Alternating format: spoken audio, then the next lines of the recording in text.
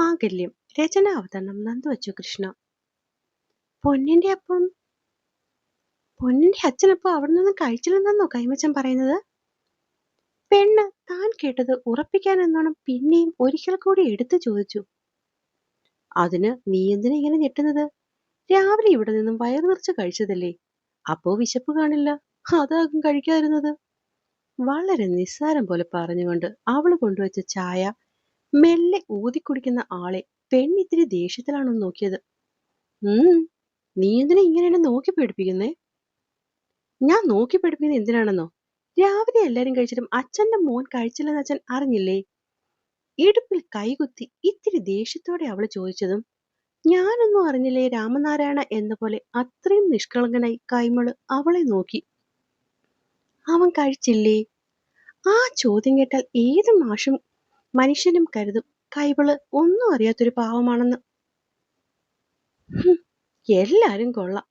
കൈമളിനെ നോക്കി വലതുകാല് ഒന്ന് നിലത്ത് ആഞ്ഞു ചവിട്ടി അവള് ഹരിയുടെ മുറിയിലേക്ക് നടന്നു. പെണ്ണ് ചെല്ലുമ്പോൾ വാതിൽ മുക്കാലും ചാരിയിട്ടിരിക്കുകയാണ്. സാധാരണ ഇങ്ങനെയുള്ള സംഭവങ്ങളിലൊക്കെ വാതിലുകൾ കൊട്ടി പെണ്ണ് പുറത്തു നിൽക്കാറാണ് പതിവ്. ഇന്നെന്തോ അതൊന്നും നോക്കാതെ അവൾ വാതിൽ തുറന്ന് നേരെ അകത്തേക്ക് കയറുമ്പോൾ കാണുന്നത് വലത് കൈ കണ്ണിന് മുകളിൽ വെച്ച് കട്ടിലിൽ നിവർന്നു കിടക്കുന്നവനെയാണ്. ഓ, ആഹാരം കഴിക്കാതെ മലർന്നു കിടക്കുക. പല്ലും ഞെരിച്ച് പെണ്ണ് ദേഷ്യത്തിൽ അവൻ അടുക്കിലേക്ക് ചെന്നു.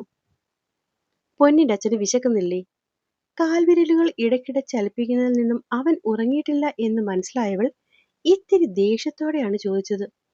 അതുവരെ മറ്റെന്തോ ആലോചിച്ചുകൊണ്ട് കിടന്നവൻ പെട്ടെന്നുള്ള അവളുടെ ചോദ്യത്തിൽ എഴുന്നേറ്റുകൊണ്ട് അവളെ ഒന്ന് നോക്കി. നീ എന്താ? എന്താ ചോദിക്കേണ്ടതെന്നുള്ള വെപ്രാളത്തിൽ അവൻ ചാടി പിടഞ്ഞുകൊണ്ടാണ് അത്രയും ചോദിച്ചത്. എനിക്കൊന്നുമില്ല, പൊന്നിന്റെ അച്ഛൻ എഴുന്നേറ്റ് വാ, ഞാൻ ആഹാരം എടുത്തു വെക്കാൻ പോവുക. പറഞ്ഞുകൊണ്ട് പെണ്ണ് തിരിഞ്ഞതും എനിക്ക് വേണ്ട, എടുത്തടിച്ച് പറഞ്ഞവൻ തിരിഞ്ഞു കിടന്നു. വേണ്ടേ? തിരിഞ്ഞു നടന്നവൾ അവിടെ നിന്നുകൊണ്ട് ചോദിച്ചു. അതെന്താ വേണ്ടാത്തത്? പോയവൾ അതേ സ്പീഡിൽ തിരിഞ്ഞ് അവൻ അടുക്കലേക്ക് എത്തിക്കൊണ്ടാണ് അത് ചോദിച്ചത്. എനിക്ക് വിശക്കുന്നില്ല. അവൻ ആകെ പിണങ്ങി നേരെ കിടന്ന് ചരിഞ്ഞു കിടന്നുകൊണ്ട് ഒക്കെ പറഞ്ഞു. ദേ പൊന്നിന്റെ അച്ഛ, വെറുതെ എന്നെ ദേഷ്യം പിടിപ്പിക്കാതെ എഴുന്നേൽക്കുന്നുണ്ടോ? ഒന്നാമത് അവൻ രാവിലെ പറഞ്ഞതിന്റെ ദേഷ്യം ഇതുവരെ മാറിയിട്ടില്ല. അതിന്റെ കൂടെ ഇപ്പോതാ ഇതും. രാവിലെ മുതൽ അവൾ കാണിക്കുന്ന അവഗണനയുടെ ദേഷ്യം അവനും ഒട്ടും അവൾക്ക് നേരെ കുറച്ചില്ല. ഒന്നും വേണ്ട, ഇപ്പൊ തൽക്കാലം എഴുന്നേറ്റ് വന്ന് എന്തെങ്കിലും കഴിച്ചിട്ട് ദേഷ്യം കാണിക്ക്. അവൾ ചൊടിയോടെ പറഞ്ഞതും അവന്റെ കണ്ണുകൾ കുറുകി. ഞാൻ പറഞ്ഞല്ലോ എനിക്ക് നിന്റെ ഒന്നും വേണ്ടെന്ന്, നീ വെക്കുന്നതും വേണ്ട. അവനും വാശി കുറച്ചില്ല. ശരി, കഴിക്കണ്ട. നല്ല ഒന്നാന്തര ഇടിയപ്പവും തേങ്ങാപ്പാലും ആയിരുന്നു. ഇനിയിപ്പൊ പൊന്നിന്റെ അച്ഛൻ കഴിക്കാനില്ലാത്തത് കൊണ്ട് അത് കാടിയിലിട്ടേക്കാം. അത് കിങ്ങിണി പശു കഴിച്ചോളും. ഉച്ചയ്ക്കാണെങ്കിൽ നല്ല ചെമ്പാവരി ചോറും പുളിശ്ശേരിയും കൂർക്ക വെഴുക്കും ചീരത്തോരനും മുളകിട്ട വരലും, ആ പിന്നെ കരിമീൻ പൊള്ളിച്ചത് വരുന്നു. ഇനിയിപ്പൊ പറഞ്ഞിട്ട് കാര്യമില്ല, പൊന്നിന്റെ അച്ഛന്റെ പങ്ക് വല്ല വഴിപോക്കർക്കും കൊടുക്കാം. അത് കേട്ടതും വാശി പിടിച്ചിരുന്നവന്റെ മനസ്സൊന്നും ഉലഞ്ഞു. ഈ പറഞ്ഞതൊക്കെയും അവന്റെ ഇഷ്ടവിഭവങ്ങളാണ്. ഒപ്പം അവൾ വെക്കുന്നതാകുമ്പോൾ അതിനൊരു പ്രത്യേക രുചിയുമാണ്. ദേ, ഞാൻ അവസാനമായിട്ട് ചോദിക്കുവാണ്, കഴിക്കാൻ വരുന്നുണ്ടോ? അവന്റെ മുഖഭാവത്തിൽ നിന്ന് അവൻ അല്പം അയഞ്ഞു എന്ന് തോന്നിയവൾ പിന്നെയും എടുത്തു ചോദിച്ചു. അവൻ കട്ടിൽ നിന്ന് എഴുന്നേറ്റു. നീ പറയുന്നൊന്നും കേട്ടിട്ടല്ല. ഞാൻ കാശ് കൊടുത്ത് വാങ്ങിച്ച സാധനം അങ്ങനെ കാടിയിൽ കളഞ്ഞാൽ എനിക്കല്ലേ നഷ്ടം? അതുകൊണ്ട് മാത്രം. അവൾക്ക് മുന്നേ നടന്നുകൊണ്ട് അവൻ പറഞ്ഞതും പെണ്ണിന്റെ ചുണ്ടിൽ മനോഹരമായ ഒരു പുഞ്ചിരി വിരിഞ്ഞു. ഇതേ സമയം പുറത്തിരുന്ന് മാഷിന്റെ മനസ്സിൽ പഞ്ചാരിമേളമായിരുന്നു. ഹരിയുടെ വാശി അറിയാവുന്നത് കൊണ്ട് തന്നെ അവൻ വരാനുള്ള ചാൻസ് കുറവാണെന്ന് തന്നെ അദ്ദേഹം വിശ്വസിച്ചു. ഇതിപ്പോ അവളവനെ വിളിക്കാൻ പോയിട്ട് എന്തുമാത്രം സമയം കഴിഞ്ഞു? ആ പെണ്ണ് വിളിച്ചാലൊന്നും ആ ചെക്കൻ വരാൻ വഴിയില്ല. ഞാൻ തന്നെ പോയി എന്തെങ്കിലും പറഞ്ഞ് വിളിച്ചുകൊണ്ടു വന്നാൽ മതിയായിരുന്നു. അവളുടെ വാതിൽക്കലേക്ക് നോക്കി അങ്ങോട്ടും ഇങ്ങോട്ടും നടന്നുകൊണ്ട് അയാൾ മനസ്സിൽ പറഞ്ഞു. ഒരു കാര്യം ചെയ്യാം, ശ്രീധരനെ വിളിച്ചിട്ട് കുഞ്ഞിപ്പെണ്ണിനെ ഇങ്ങ് തിരിച്ചു കൊണ്ടുവരാൻ പറയാം. എന്നിട്ട് മോളെയും കൊണ്ട് അവനെ കഴിപ്പിക്കാൻ വിളിക്കാം. ഇനിയിപ്പൊ അതൊക്കെ നടക്കൂ.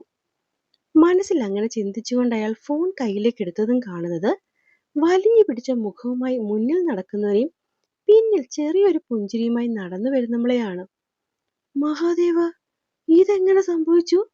അത്ഭുതം കൊണ്ട് അയാളുടെ വാ തുറന്നിരുന്നത്. അതുപോലെ തന്നെ അവരെ നോക്കിയിരുന്നു.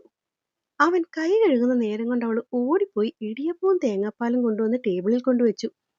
ഹാളിൽ നിൽക്കുന്ന അച്ഛൻ തന്നെ നോക്കുന്നു എന്നറിഞ്ഞിട്ടും ഹരി ആരെയും നോക്കാതെ ടേബിളിലിരുന്നു. പൊന്നിന്റെ അച്ഛൻ കഴിക്കേ, ഞാൻ ദാ വരുന്നു. അവൾ എടുത്തുവെച്ച പാത്രത്തിലേക്ക് കാസറോൾ തുറന്ന് 4 ഇടിയപ്പം എടുത്തു വെച്ചുകൊണ്ട് അവൾ പറഞ്ഞതും അവൻ ഒന്നും മിണ്ടാതെ അവളെ ഒന്ന് നോക്കി. ഈ നേരം കൈമളും ചെറിയൊരു ഞെട്ടലോടെയാണ് അവളെ നോക്കിയത്. ഹരിക്ക് പൊതുവെ ആരും വിളമ്പിക്കൊടുക്കുന്നത് ഇഷ്ടമല്ല. അവൻ തനിയെടുത്ത് കഴിക്കുന്നതാണ് പതിവ്. ദൈവമേ, ഒന്നാമത് തുള്ളിത്തെറ്റിയാണിരിപ്പ്. ഇനിയിപ്പൊ പെണ്ണെടുത്തു കൊടുത്തു എന്ന് പറഞ്ഞ് എഴുന്നേറ്റ് പോയാൽ അവൾക്ക് സങ്കടമാകുമല്ലോ. ആ ഒരു വെപ്രാളത്തോടെ അയാൾ ഹരിയോട് എഴുന്നേറ്റ് പോകരുത് എന്ന് പറയാൻ ചെല്ലുമ്പോൾ കാണുന്നത്, അയ്യോ, പൊന്നിന്റെ അച്ഛൻ തേങ്ങാപ്പാൽ ഞാൻ എടുത്തില്ല എന്നും ചോദിച്ചുകൊണ്ട് അതും കൂടി വിളമ്പിക്കൊടുക്കുന്നവളെയാണ്. മഹാദേവ, അയാൾ ഒന്നും കൂടി വെപ്രാളപ്പെട്ടവന്റെ അടുത്ത് ചെന്നതും അയാളെ ഞെട്ടിച്ചുകൊണ്ട് മറുത്തൊരു വാക്കുപോലും പറയാതെ ആഹാരം കഴിക്കാൻ തുടങ്ങുന്ന ഹരിയെയാണ് കണ്ടത്.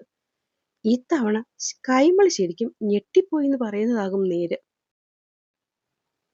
2 ഇടിയപ്പം കഴിച്ചു തീരും മുന്നേ തന്നെ നല്ല അടിച്ചു പതപ്പിച്ച ചായ ഹരിയുടെ മുന്നിലേക്ക് എത്തിയിരുന്നു. അത് നാവിൻ തുമ്പിലേക്ക് വെക്കും നേരം തന്നെ ഏലക്കയുടെയും ഇഞ്ചിയുടെയും മണം അവന്റെ മൂക്കിലേക്ക് അടിച്ചു കയറി. ആസ്വദിച്ച് കഴിച്ചിരുന്നവന്റെ മുഖം വിടരാൻ പിന്നെ മറ്റൊന്നും വേണ്ടി വന്നില്ല. അപ്പോഴേക്കും അവന്റെ പ്ലേറ്റിലേക്ക് ഒരു ഇടിയപ്പം കൂടി അവളെടുത്ത് വെച്ചിരുന്നു. 3 മാത്രം കഴിക്കുന്നവന് ഓൾറെഡി 4 കൊടുത്തവൾ പിന്നെയും എടുത്ത് വെക്കുന്ന കണ്ടതും ഹാളിൽ ഇടയ്ക്കിടെ തിരിഞ്ഞു നോക്കിക്കൊണ്ടിരുന്ന കൈമള് പിന്നെയും വെപ്രാളം തുടങ്ങി.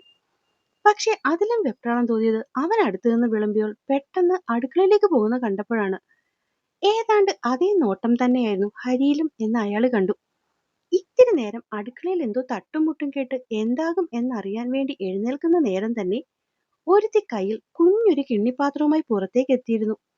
അതിലെന്താ ഇത്ര പ്രത്യേകിച്ച് എന്നറിയാനുള്ള കൗതുകത്തിൽ കൈമൾ പതിയെ ഡൈനിങ് ടേബിളിനരിയിലേക്ക് നടന്നു. നോക്കുമ്പോൾ നാളികേരപ്പാലാണ്. അറിയാതെ അയാളിൽ നിന്നും ഞെട്ടലിന്റെ ശബ്ദം പുറത്തു വന്നുപോയി. സൂക്ഷം പോലെ അത് കേട്ട് മണിക്കുട്ടി ഹരിയും ഒരുപോലെയാണ് അയാളെ നോക്കിയത്. എന്താച്ചാ? കൈമച്ചാ, എന്തായാലും വൈകയാകെയാണോ എന്ന വെപ്രാളത്തിൽ ഒരുപോലെയാണ് ചോദ്യം എത്തിയത്. ഒന്നുമില്ല, ആകെ ഇത്രയില്ലാത്ത 3 ഇടിയപ്പം കഴിക്കാൻ അവന് ഓൾറെഡി അര നാളികേരത്തിന്റെ പാലുണ്ടായിരുന്നു.